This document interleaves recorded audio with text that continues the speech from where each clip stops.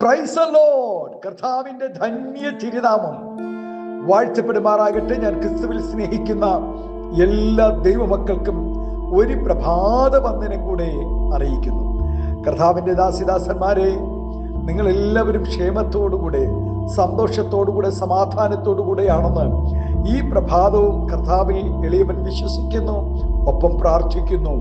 അവൻ ലോകമെമ്പാടുമായിരുന്നു കൊണ്ട് ഈ ശുശ്രൂഷകളിൽ പങ്കാളികളാകുന്ന എല്ലാ കർത്താവിന്റെ വിലയേറിയ ദാസിദാസന്മാർക്കും വാത്സല്യ കുഞ്ഞുങ്ങൾക്കും ഒരിക്കൽ കൂടെ എൻ്റെ ഹൃദയത്തിന്റെ ആഴമേറിയ സ്നേഹത്തെയും വന്ദനത്തെയും പ്രാർത്ഥനയും അറിയിക്കുന്നു.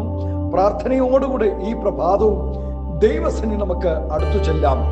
യോബിന്റെ പുസ്തകം 8-ാം അധ്യായത്തിൽ അമേശ്വരം കാണുന്നു, നീ നിർമ്മലനും നേരുള്ളവനുമെങ്കിൽ അവൻ ഇപ്പോൾ നിനക്ക് വേണ്ടി ഉണർന്നു വരും. നിന്റെ നീതിയുള്ള വാസസ്ഥലത്തെ യഥാസ്ഥാനത്താക്കും.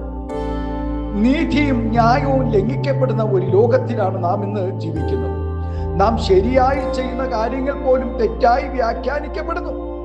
മറ്റുള്ളവർ ചെയ്യുന്ന കൊള്ളരുതായ്മകൾ നമ്മുടെ പേരിൽ കെട്ടിവെച്ച് നമ്മെ കുറ്റക്കാരായി സമൂഹമധ്യേ അപകീർത്തിപ്പെടുത്തുന്നതിൽ ആനന്ദം കണ്ടെത്തുന്നവർ ധാരാളം പേരുണ്ട്.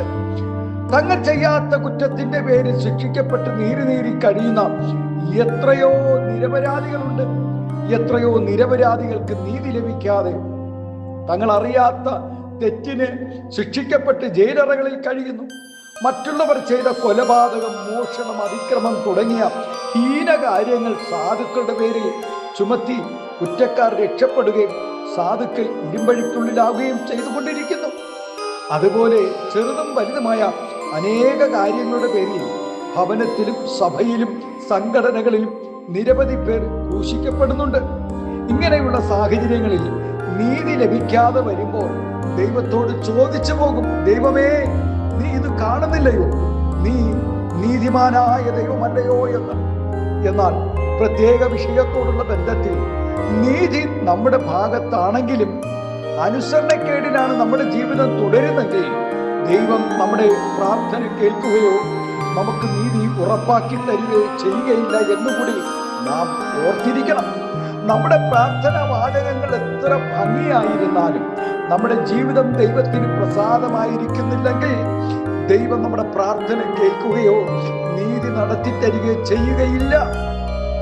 ഏതെങ്കിലും കാര്യത്തിൽ നാം അകൃത്യം ഹൃദയത്തിൽ ചിന്തിക്കുകയോ പ്രവർത്തിക്കുകയോ ചെയ്തിട്ടുണ്ടെങ്കിൽ ദൈവം പ്രാർത്ഥന കേൾക്കുകയില്ല. നാം നമ്മുടെ പാപം ഏറ്റുപറഞ്ഞു ദൈവത്തോട് നിരപ്പാകുന്നത് വരെയും നമുക്ക് വേണ്ടി ദൈവപ്രവൃത്തി വെളിപ്പെടുകയില്ല. ആമേൻ.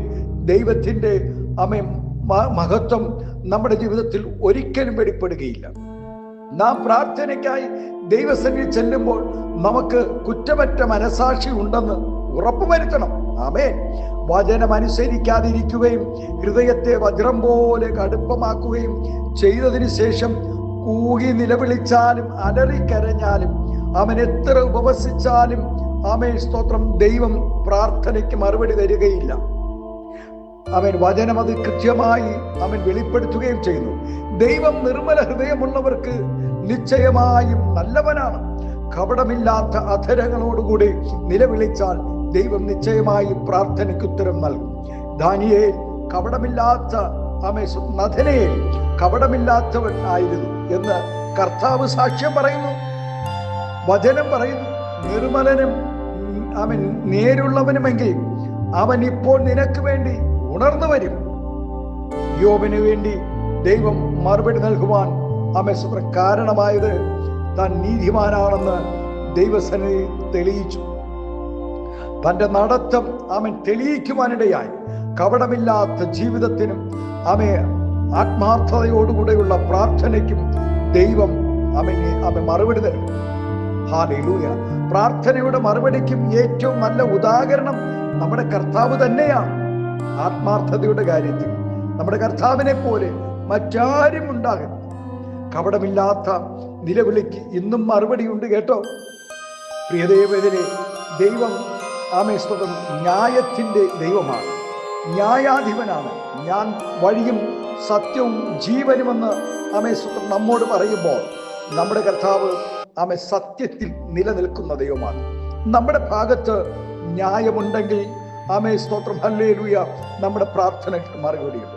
ആ ദൈവം തന്റെ ഭക്തന്മാർക്ക് ആമേ മറഞ്ഞിരിക്കുന്നവനല്ല, ഹൃദയം നുറുങ്ങുന്നവർക്ക് യഹോവ സമീപസ്ഥൻ, മനസ്സ് തകർന്നവരെ അവൻ രക്ഷിക്കുന്നു. ആകയാൽ പ്രിയ ദൈവപൈതലേ, നാം ദൈവം മുമ്പാകെ നിൽക്കുവാനും പ്രാർത്ഥനയുടെ മറുപടികൾ ലഭിക്കുവാനും കപടമില്ലാത്ത അധരങ്ങളിൽ കൂടെ നമുക്ക് ദൈവത്തോട് പ്രാർത്ഥിക്കാം. അതിനായി നമ്മെ ആമേൻ ഒരുക്കാം. ഈ പ്രഭാതം ദൈവകരങ്ങളിൽ ഏൽപ്പിച്ചു കൊടുക്കാം. നമ്മുടെ പ്രാർത്ഥനകൾക്ക് സ്വർഗം മറുപടി നൽകുവാനിടയാകും. നിശ്ചയമായും നമ്മുടെ കണ്ണുകളെ അടയ്ക്കും, പ്രാർത്ഥിക്കും. സ്വർഗീയ പിതാവേ, നല്ല ദൈവമേ, സ്നേഹവാനായ ഞങ്ങളുടെ നല്ല കർത്താവേ, ആമൻ നിർമ്മലനും നേരുള്ളവനും ആമേ സ്വത്രം ആമേനായിരിക്കുമ്പോൾ ആമേ തൻ്റെ ഭക്തന്മാർക്ക് വേണ്ടി നിന്റെ നീതി വെളിപ്പെടുമെന്ന് ഞങ്ങൾ തിരിച്ചറിയുന്നു. ഈ പ്രഭാതം ഞങ്ങൾ വിശ്വസിക്കുന്നു കർത്താവേ. കഴിഞ്ഞ നാളുകളിൽ ഞങ്ങളുടെ പ്രാർത്ഥനകൾക്ക് മറുപടി നൽകിയ ദൈവം ഇനിയും പ്രാർത്ഥനകളുടെ മറുപടികൾ, ഉപവാസത്തിന്റെ മറുപടികൾ കർത്താവേ നൽകി ഞങ്ങളെ മാനിക്കുമെന്ന് ഞങ്ങൾ വിശ്വസിക്കുന്നു.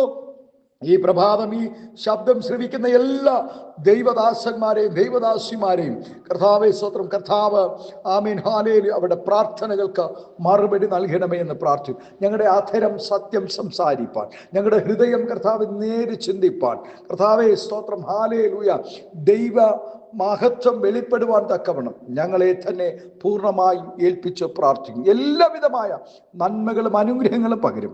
മഹത്വമെടുക്കും യേശുവിന്റെ നാമത്തിൽ കൃപയോടെ പ്രാർത്ഥന കേൾക്കണം സ്വർഗീയ നല്ല പിതാവേ. Amen, amen. Thank you. God